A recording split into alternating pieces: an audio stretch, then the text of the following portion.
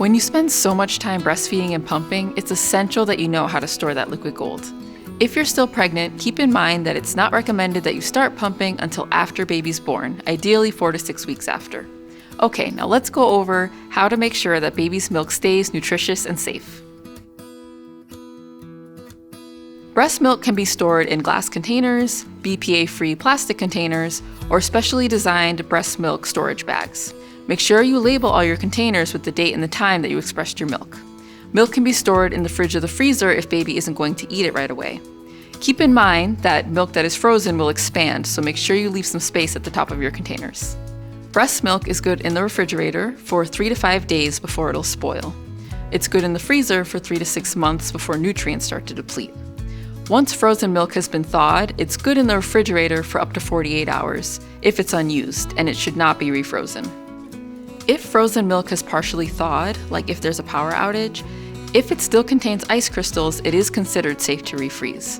Also remember that your breast milk changes to meet the needs of your baby as they grow. So if you pumped a lot of milk when baby was first born, try to use it while they're still young. You don't need to have a giant stockpile of milk in your freezer. Depending on your lifestyle, 2 to 3 days worth of milk is plenty. Try to save milk in a variety of serving sizes, like snacks versus full meals, based on what baby typically eats and their feeding schedule, and that will change over time.